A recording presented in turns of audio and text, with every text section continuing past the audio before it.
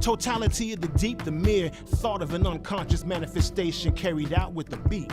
Positive charged protons creating neural explosions. Time hiccups when fingers and pads touch.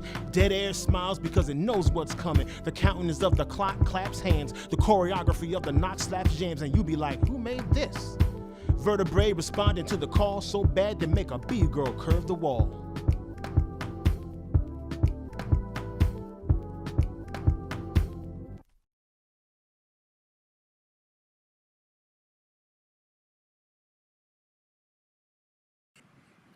What's going on, good people? It is day 4 of the alternative winter break. This is the third year in a row that Words Meets Life has hosted this. And the whole idea of the alternative winter break is to explore the media arts. That's careers in things like writing, blogging, filmmaking, etc. And the idea is to bring together people who are doing that work to learn about how they got there. So many young people are interested in career paths that don't necessarily know what's the path. If they don't know an artist or they don't know a creative that's working in that space, they kind of got to figure it out on their own. And so we're trying to help so that young people don't need to figure everything out on their own. To that end, I'm super excited tonight to have a conversation with a new friend, Tamara Wellons. Tamara is a vaunted soulful vocalist whose artistry resonates in multiple realms with the vitality of the timeless definition of rhythm and blues. Also, she's passionate, empathetic, Piscean, who understands on multiple levels the healing essence of music. Songs come to her like life in transformative cycles. Her 2021 release album, Months of Sundays, is her fourth and perhaps most personal yet. It follows 3 critically acclaimed records. Life Is in 2008, Songs for Janie in 2012, and Pretty in 2016. I know when I was first reading the bio, I was like petty, but I was projecting. Pretty in 2016, that in the past decade have seen her perform at renowned venues, including Washington, D.C.'s John F. Kennedy Center for the Performing Arts and Blues Alleys, and London's Jazz Cafe. Furthermore, the success of these records has allowed her to share the stage with 6-time Grammy-winning saxophonist David Sanborn, plus Grammy-nominated vocalist Jonathon Butler and Gerald Albright. In the realm of health and wellness, Wellons is an artist in healthcare. Wow. Is an arts in healthcare expert. I need better glasses. She was an artist in residence at the Georgetown University Lombardi Comprehensive Cancer Center. Her expertise in this field allowed her to deliver creative health services to patients via the power of song every day. As a creative in this realm, she's been featured in publications and in Johns Hopkins University's Music and Care, Artistry in the Hospital Environment by Sarah Hoover of the Peabody Institute. You've been doing a lot. I'm really glad you can make the time to join us tonight. Yes, me too. I'm so happy to be with you, Mozzie. This is cool. Happy Kwanzaa too. To you as well. For those looking for Kwanzaa activities this Friday, we're going to be hosting one at 7:00 at Bloom Bars featuring Bomani Arma, the Watermelon Man, Mr. Read a Book, as he calls himself, the Black Colin Powell. He's doing a Kwanzaa celebration at Bloom Bars. It's totally free.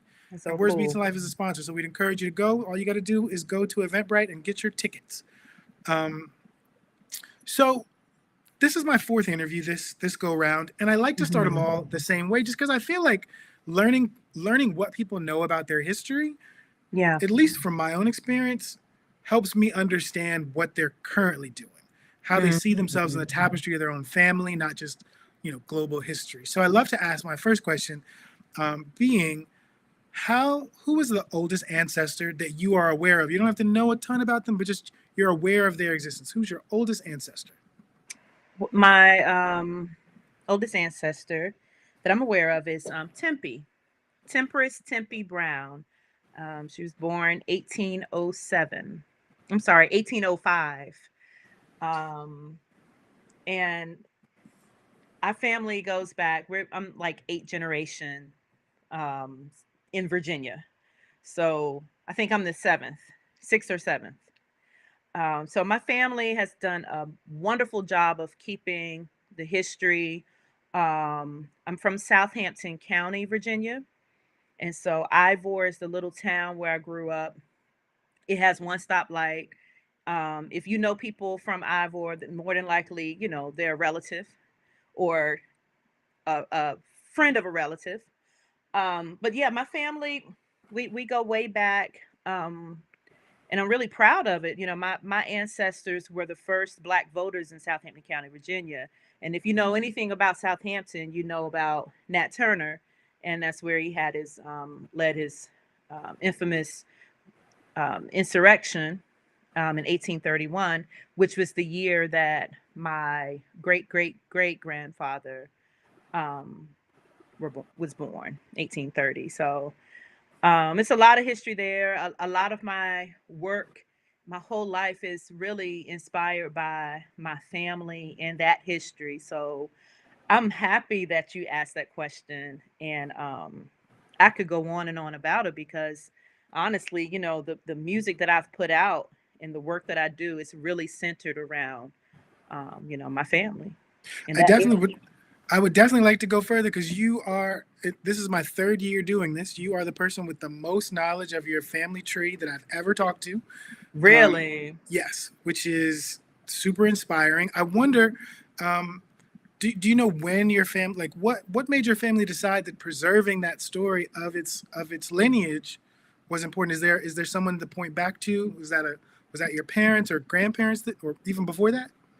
Yeah, I mean, it probably has something to do with my so Tempe's daughter, Martha, Mariah or Maria. She was the only daughter, and so she married Jason Holloman, and Jason was sold to Richmond or the Carolinas. We don't really know exactly where, but she was left to raise her 3 boys.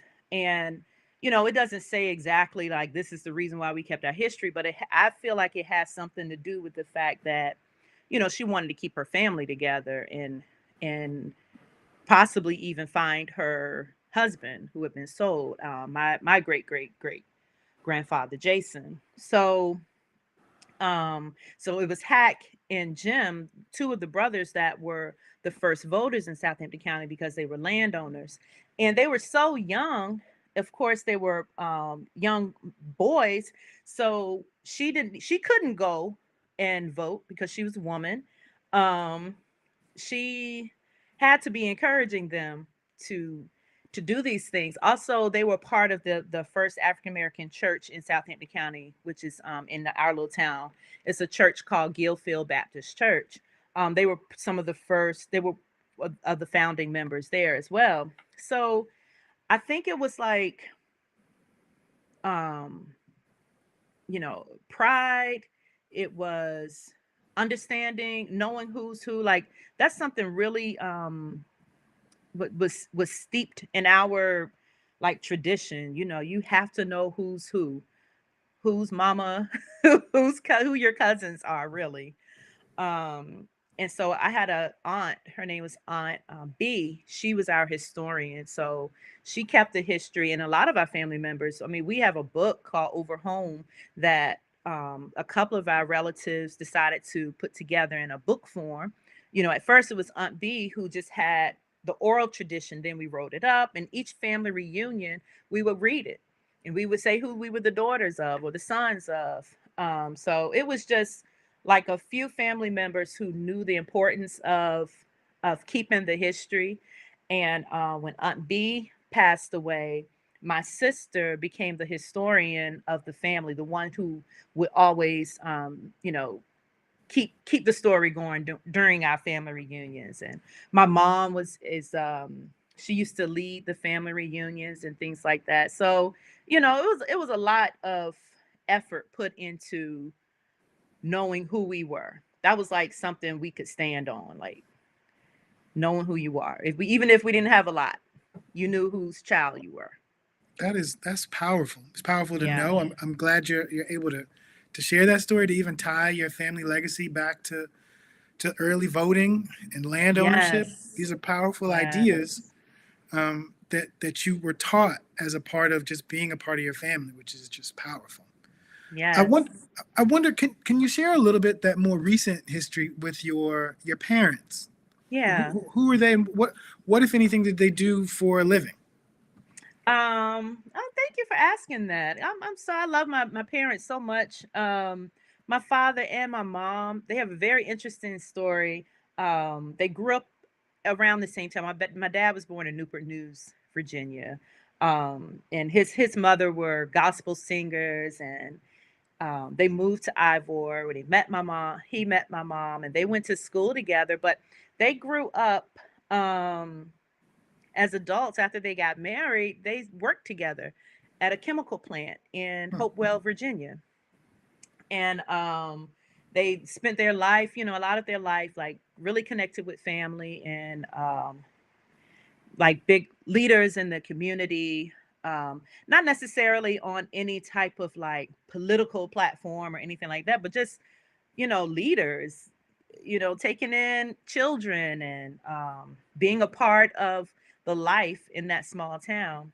And so they worked there for like 35 years at this chemical plant in Hopewell, and then retired early. As soon as I graduated from Bowie State University, they were like, all right, we're out. They retired at like 50 and, lived out the rest of their lives, really just, still being a part of the community, the church, and very much involved in the family life. So, they had a remarkable story. I lost my dad last year. I think it was last year. Sometimes time kind of moves in different ways when you lose somebody, or when there's so much death experience in my family. My family's had a lot of it this year. But yeah, it was last year. And I still feel that he's with me. Sometimes maybe that's why it's like, oh, that's weird to say still.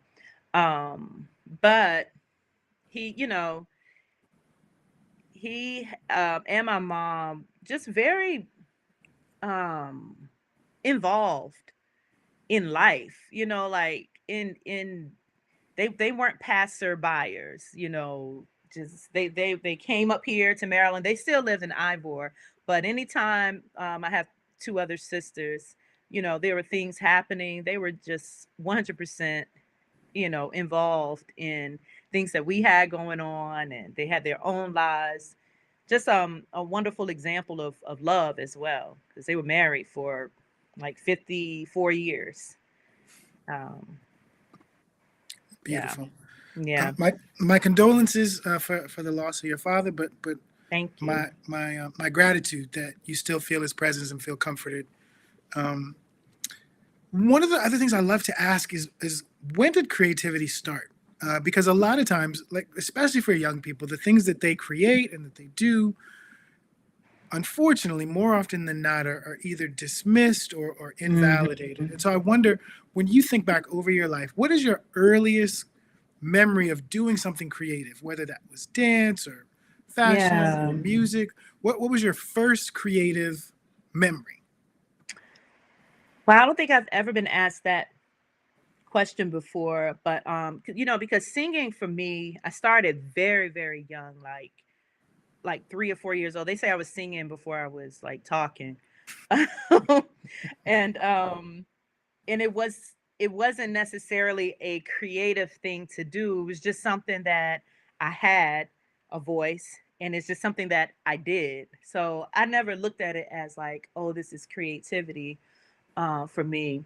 But I remember in high school creating these Black History programs at school or at church. I would like be introducing folks. I had my own research through some books that I read about, Black people. I got really interested in the Black presence in the Bible, because I would go to Sunday school and I'm like, this can't be it. Now, Sunday school's book, you only saw, white faces. And I'm like, this can't be right. Something in my mind said this can't be right. So I went on a search at a very young age and really got into understanding who I was, and outside of my family, knowing that history. But I'm saying, globally, like, who what does it mean to be Black, and why are we not represented? And I got really into it, and so I started to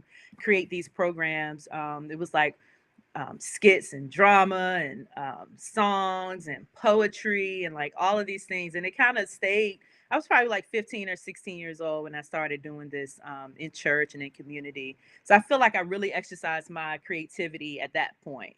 But I was singing all that, time before. But I felt like this was like a real, a different step in expressing myself. And it was backed with, this understanding of like who we are. So Was that 2-year-old and 3-year-old singing? Was that around the house? Was that at church? Where was that? it was at church. They put me up. I say they, because I don't remember ever asking like, "Oh, mama, I want to sing." It wasn't like this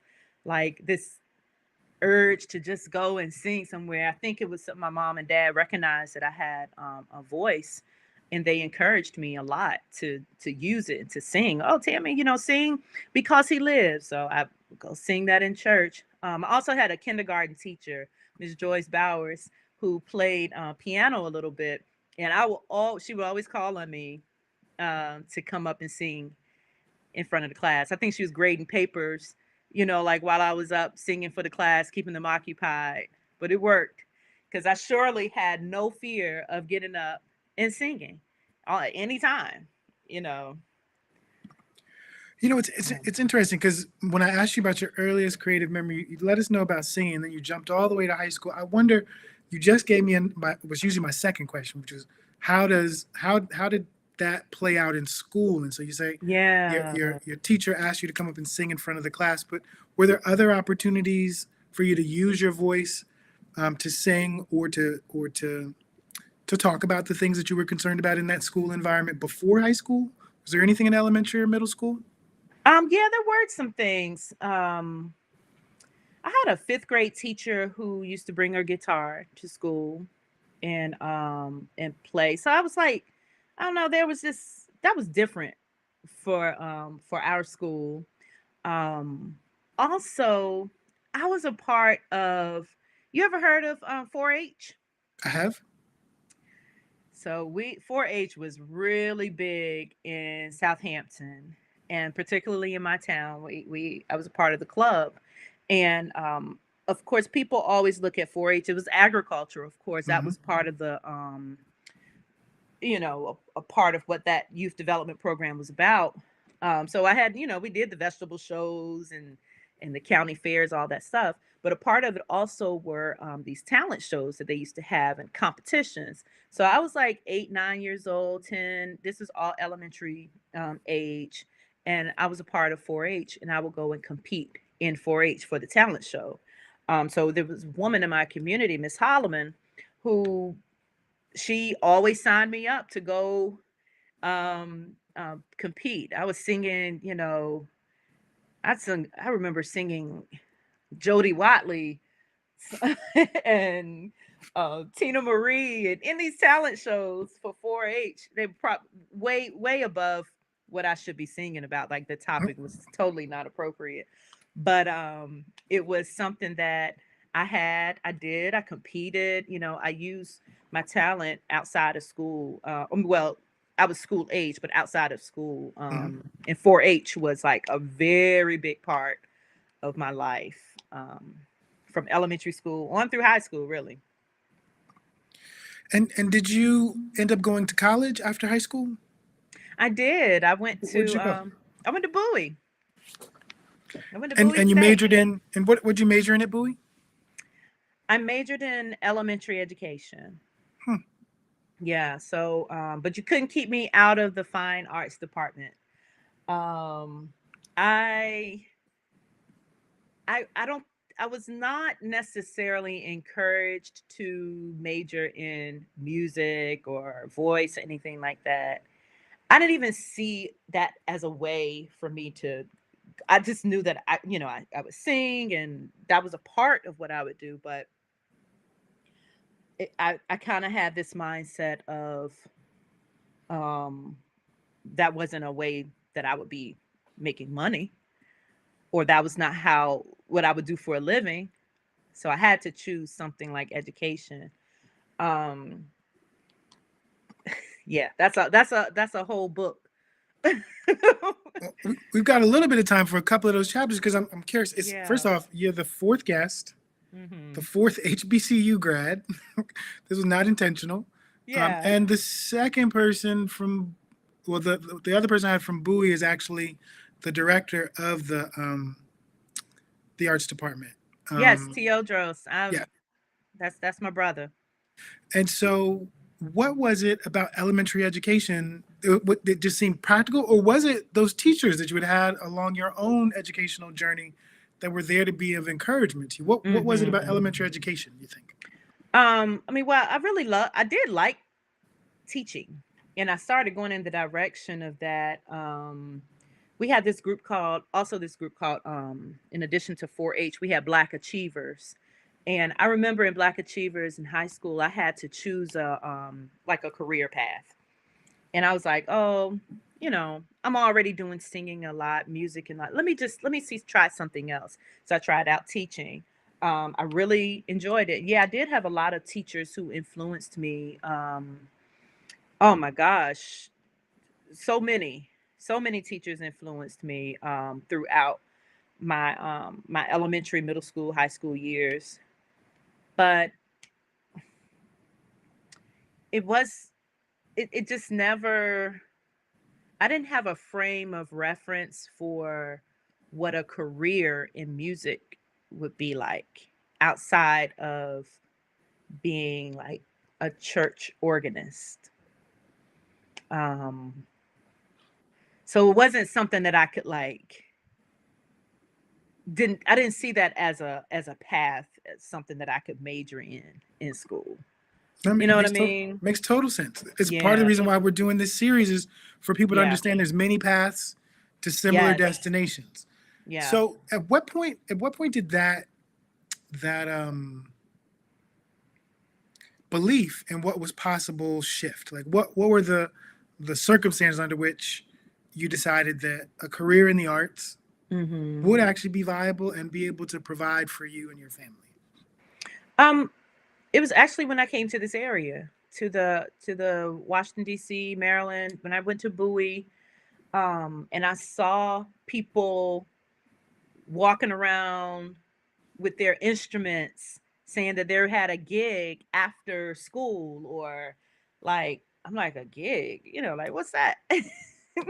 um it really was when I came to this area and I, witnessed the bands and people out performing. I'm like, oh, okay, this is possible.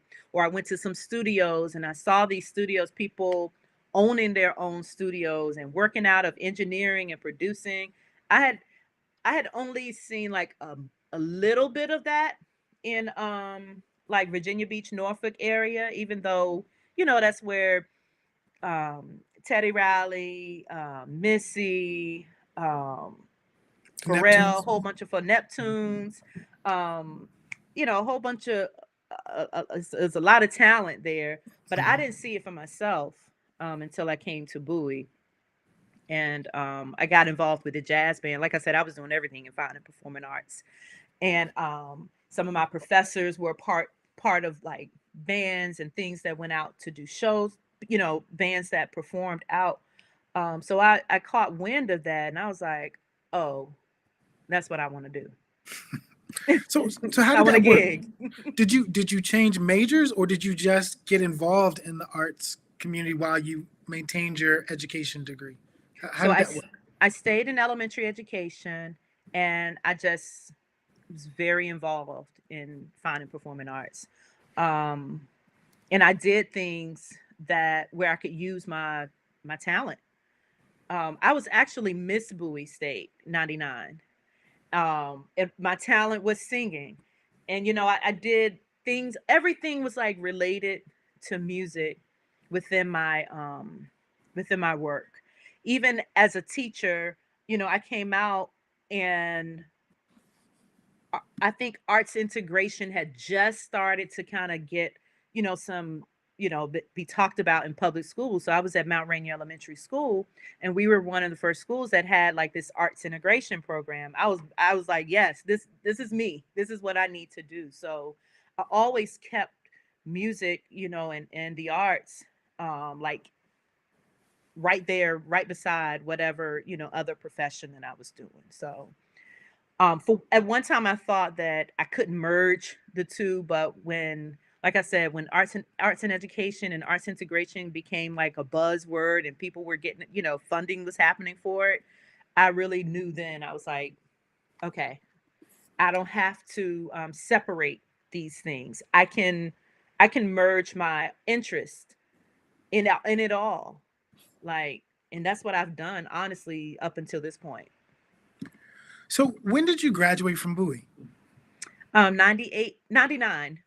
So 99. So does Yeah. that mean, so between 99 and 2008, are you're a classroom educator, Yeah, and you're working in an yeah, elementary school doing arts integration, and yes, do things like the artist residencies come later? But yeah. so what's your experience during that 99 to 2008 in a classroom space, knowing that you're incorporating creativity?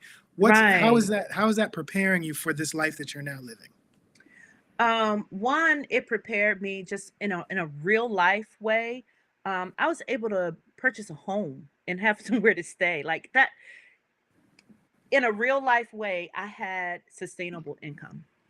Whereas I don't know if that would have been the case if I had put all of my pursuits in music.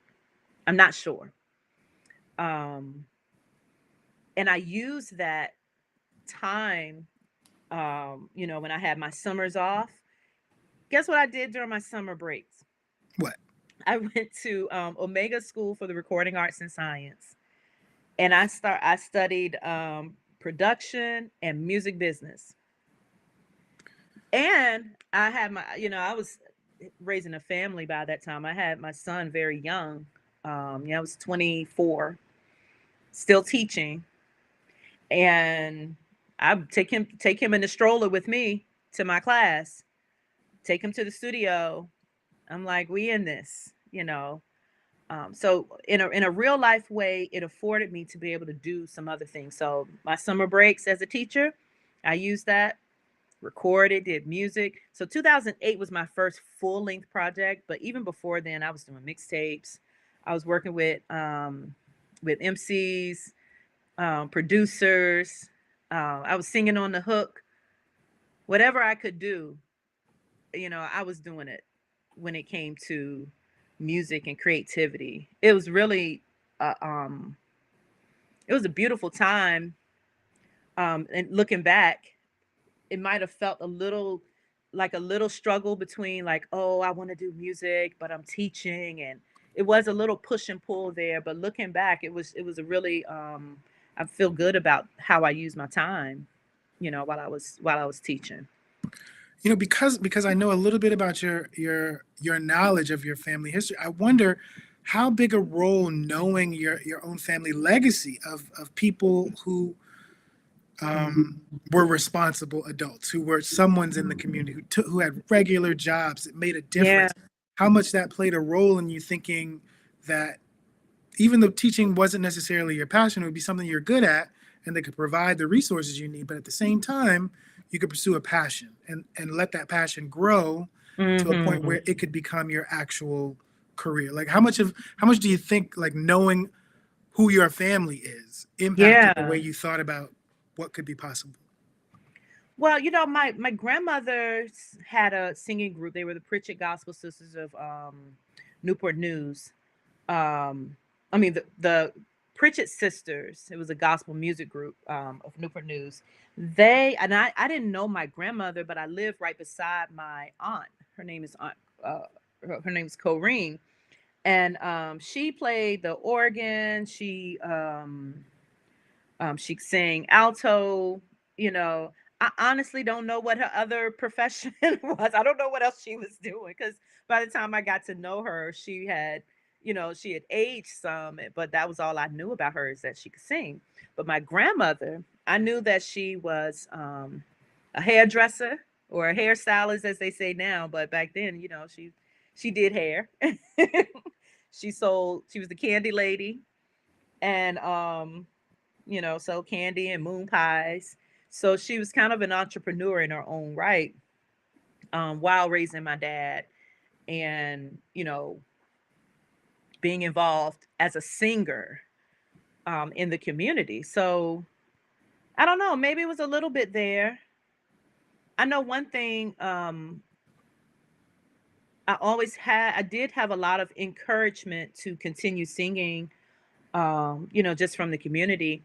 And every time I would go home, I'm singing for everybody's funeral. I'm singing for the wedding. I'm singing at the family reunion. I'm like the singer. So it wasn't anything that I could let rest, for sure. So I don't know, maybe it's just something that would not ever, just I couldn't let rest. That's the only way I could say it. Coming up into this education space. I mean, it's a beautiful story, especially for the person that has a family that is not like your family, that isn't sure that they can make a career at it and want them to do the practical thing. But you were an example of a person that did the practical thing, but at the same time, didn't give up your passion. And then let your passion overtake your responsibility till that passion could become your responsibility. Yeah. So it's just a different road. It's beautiful. And you're the first person I've talked to who has that story. So I'm so glad that you're here to share it. So what changes in 2008 that lets you be able to put out this first album? Or just what happens? Maybe it's not a change. Yeah, what happens? I had this, because of that early education in music business, because I was like, okay, if I'm going to do this, because my plan was to leave the classroom eventually. I was like, I'm gonna leave the classroom, but I felt like I needed to have something and more understanding of what to do in a music career in order to leave the classroom. So that's why I went to Omega School and all that stuff and tried to learn, and get connected. What I realized is, this is something I wanted to make sure I said tonight, because I want young folks to hear this. It was the relationships that I built along the way, whether it was in school, in college, or through Omega, through anything that I did. It was the relationships that really gave me like more opportunities to record, to perform, and to be out here in the music world like I am. And so 2008, by that time I had my third child. And it seemed like every child that I had just gave me more ambition to make music. It was like, oh, I gotta do this. It was like a little challenge to me, that I wasn't gonna let anything, any circumstance, get in the way of me making. It really enhanced my creativity, because I'm inspired a lot by my family, the history, but also the present things that I was going through. So the songs that I wrote in 2008 and put out, the album is called Life Is. So I was talking about being a mother. I was talking about seeing my daughter's face before she was born. I was writing house music about, falling in love, understanding what love wasn't. So it was like real life stuff happening. Life Is, and that kind of, I feel like I birthed that project, or a lot of projects, along with my children. I had a lot of people around me, at the time I was married, and it really helps to have a partner who understands that music is also a part of what you want to bring to this world. So I, I I can't say that I would be able to have had I would not have had the career that I've had without my my family, my relationship, my partnerships. So I mean that's what I can say on that. I wonder, because one of the things we've had some people post in the chats like questions about how to help young people get access to some of the places that you describe yourself as having had access to in terms of community. Mm-hmm. And I wonder two things. One, were there any mentors at Bowie State? Because you talked about teachers who were working musicians who you would see and they go out to gig and sometimes you might gig with them. But were there people in your college years that were mentors in your college years and post college as you're becoming a part of the scene? Who and what role did those mentors play? I had there was a professor, there was Dr. Gilbert Pryor. He just these people, and then there was Dr. Knight and Miss Barbara Smith. These people were, I don't know if I can say that they were necessarily like mentors in the way that they were tracking my my career moves at that point, but they were most certainly like my my like champions. They were people who encouraged me or told me what I'm capable of doing when I didn't necessarily believe it in myself. So I always had people around me to like I needed this boost in self-esteem and in confidence about my voice, and my presence in the world, whether it was through education or music. Like I needed a lot of support in that way. And it's not like I didn't grow up having that support. It's just, I don't know, maybe just something the way I'm made.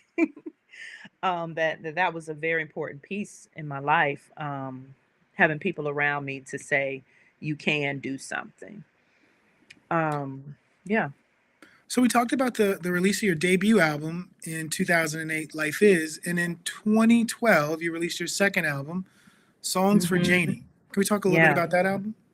Yes, that's one of my most favorite albums, because of what I was going through at the time and the inspiration for it. So I read this book, Their Eyes Are Watching God. Actually, Yep, it's behind you. Yep. Zora Hurston. I first read about her from my high school teacher, Miss Wyatt, in Southampton. I was in a forensics class, so I just had to like read an excerpt of it and memorize it and recite it. And she, I love the dialect because the folks spoke in this book like the folks from my town. I was like, oh my God, I understand every word. So I just ate it up. But in high school, I read it again in college, I read it at Bowie. And then as an adult, it did mean something different for me because I found myself searching for myself, like, and I had a wonderful partner who was working with me on helping to create the concept for this album and for music that I'd already written these songs. I was going through a relationship breakup, a marriage, a divorce. So it wasn't just any relationship. It was actually a divorce, and it was a really tough time for me.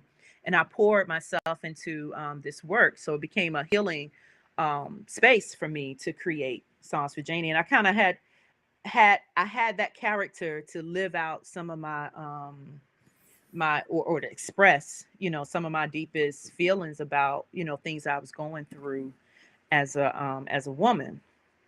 So Songs for Janie is like so close to me.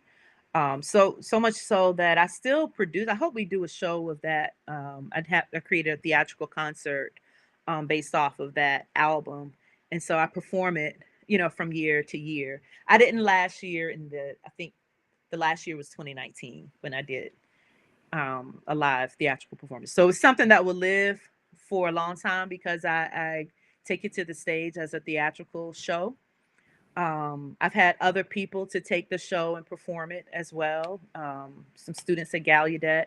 So it's something that I created that I feel like can just, it's my dream to have other people sing my music or, perform something that I've created. Songs for Janie, yeah, it's a gift. And correct me if I'm wrong, was the first bit of theater the Black History program you talked about doing in high school? Mm-hmm. And so you've been basically dibbling and dabbling in theater since you were a child. Yes. Is Janie or Songs for Janie, is that the only theatrical production, or are there others that you've put up over time? The last album that I did, Pretty, I did a theatrical concert of that album as well, but I only did it once. I keep looking at something in this screen here. My locks are popping out, here and there. But yeah, I did a theatrical concert of Pretty as well. Only did it for a 2-night run. And at Bowie as well, I was all in the play production space. I starred in this show called this theatrical musical called Platinum, that was created by the now he's now deceased, Mr. Elliot Moffat, but he was very instrumental in my life too. He gave me a part, like a major role in this play that he created, all based on music of the 1950s and 60s. And I was like, really? Me? Like I'm not even a theater major. But I could sing and I love theater. So it was opportunities like that just gave me so much.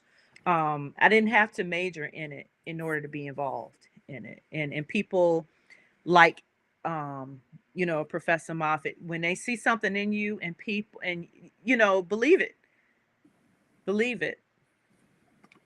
What was it about Songs for Jane and Pretty that made you decide to do theatrical performances of the albums? I just didn't want to perform the songs. Like I felt like it needed to be brought to life in a different way. And I think that theater is one of those mediums that can really help people understand what it is you're saying. The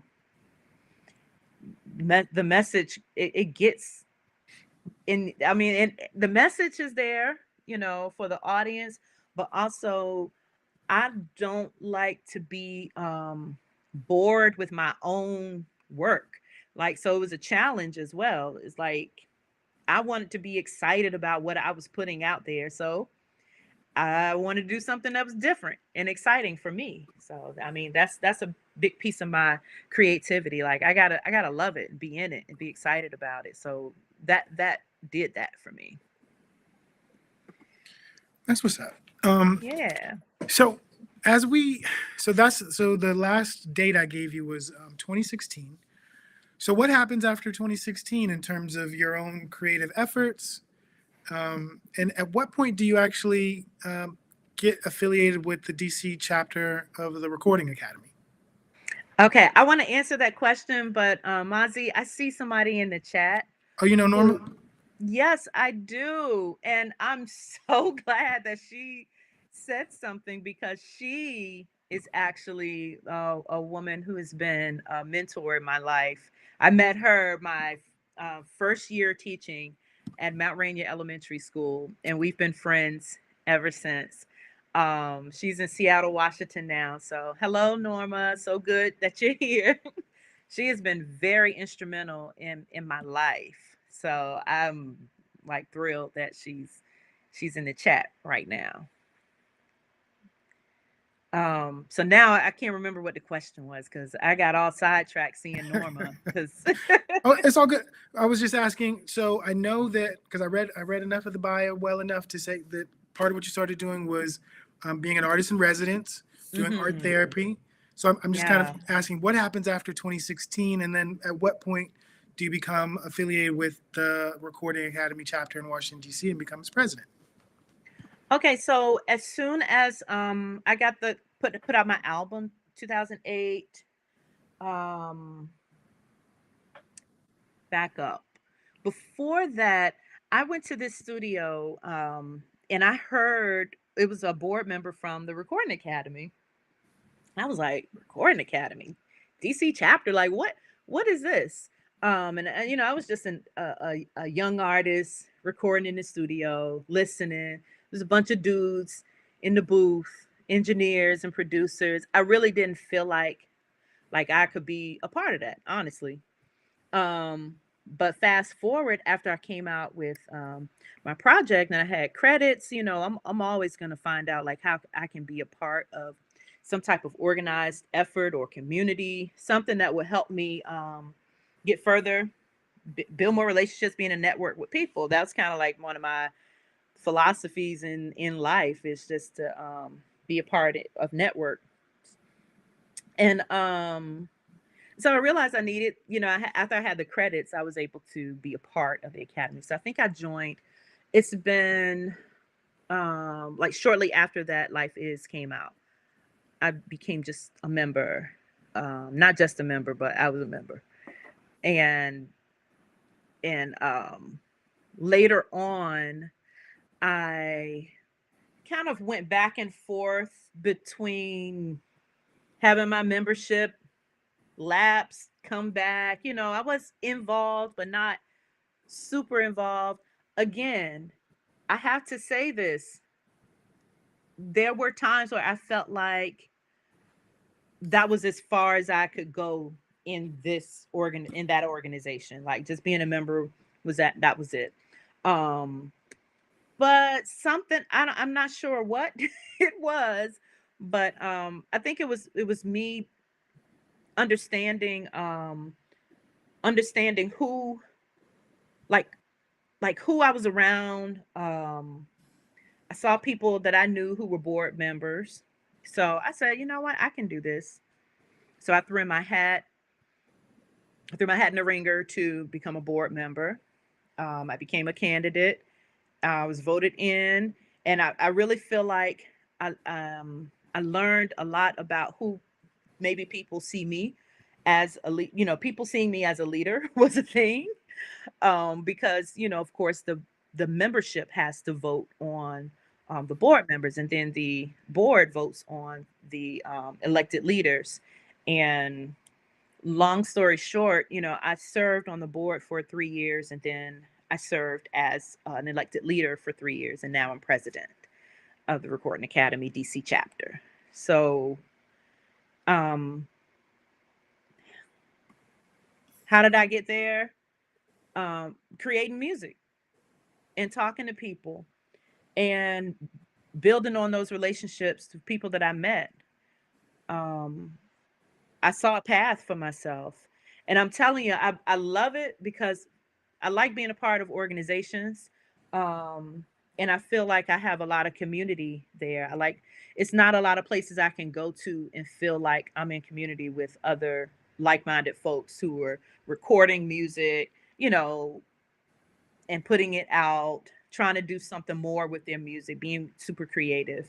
It's not a lot of places that I felt like I could go to do that. And the Recording Academy was one of those places. How important is it, do you think, for people to not just record, but to also do, like you talked about, the credits, like knowing what the business of music is, to be able to fully realize the value of what it is that they're doing? How important is that for a young creative to kind of do the right steps? Yeah. It's very important. I mean, this is something that comes from your mind. It is your creativity. Like, it's almost like it's protecting it.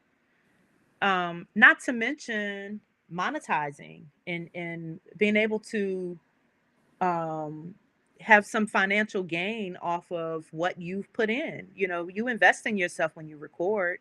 So why not get some return on your investment? And not just I mean, when you perform, I don't even know if people understand this, but you record a song, you put it out for people to hear. When you go and perform that song, you can get performance royalties just off of the performance of it. So you just submit that to your performing rights organization, and they give you royalty off of the song, that your own song that you performed. And there's so many avenues to collect as a musician. And I don't think that we know enough about that. We talk about multiple streams of income as a way to build wealth and all of that, where I feel like music, and I'm still in it and finding out these multiple streams, but there are multiple streams when it comes to being an artist and a music maker. Like, it is there. So you need to know about it, and protect what you've created. It's like property. It is intellectual property. Yeah, it's like real estate.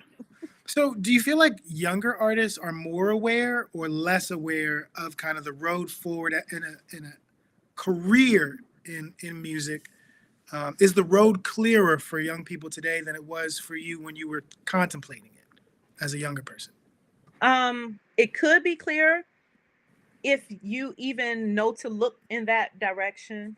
Gosh, all the information that's out here now, like YouTube is a lifesaver for that type of information. So it's there for people to get and understand. But I'm not sure if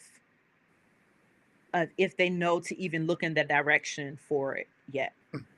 We've got a question. We've got a question from a viewer. Okay. As an artist, what is the greatest challenge you've come through? That was a question from Kennard Cherry.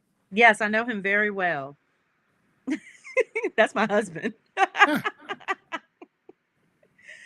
The greatest challenge, I would say, is thinking that I had to do something more in order to have a connection or something. Like, just to be straight up, I thought, oh, well, I'm not Grammy nominated, so why should I be? Who will vote for me as vice president or president? Like, I'm not Grammy nominated. Like these things. I'm thinking I had to have certain things in order to be a certain place. Like, I started getting my master's, working on my master's degree in health promotion, and then I wanted to get a master's in arts and medicine because I thought, oh, well, I probably will need this if I want to do more in this arts and health space, which we haven't talked about at all. But if I want to do more in this arts and health space, I probably need to get a degree to do that. So my challenge has been, or things that I've overcome, is understanding that I don't always have to go and get a degree in something in order to achieve, or I don't need the award in order to get the reward or the place that I wanted to be in, or to take on, or to do some type of project, or to work with the largest mixing engineer in the country. I don't have to be a part of this major label. This true story. I didn't have to be a part of a major label or sell my soul to go and work with this wonderful mixing engineer that has mixed, Michael Jackson to Whitney Houston. It was just things like that. That I feel like that's the piece that I've had to that has been the challenge, understanding that, the challenge and the reward, actually. Well, let's hard pivot to the piece around the integration of music and health. I mentioned Yeah. in reading your bio. Let's talk a little bit more about it. I actually have spent the last month talking Mm. about wellness on WPFW 89.3 on a show I host called Something to Say. And all of the people I've brought in have been art therapists, talking about the role that art can play as a therapeutic practice. And so I'd love to learn more about the work you've done around art therapy. Yeah. Yes, you got another comment from Elise. I'm Elise glad you know Perry. you belong in Yes. every room. Yeah, Elise, wonderful person. Thank you, Elise. She's the president prior to me. She was the first Black female president of the Recording Academy for DC chapter as well. So I would say that was the other piece, Mazi. I working so while I was doing songs for Janie, I was working with a dancer who actually worked in hospital spaces, and I was really interested in what she was doing. It sounded like it could be another thing that I could add to my list of what they call it, mixed wage earners now. Like one of my gigs, I was like, oh, okay, I can do it at the hospital. Let me go sing there, to add to my income. And this is, of course, after I left the classroom, I started doing a lot of different things to make up for my income. And so the hospital was one of those places. And so I started working in there. I loved it, fell in love with it because I had an opportunity to sing the songs I grew up singing.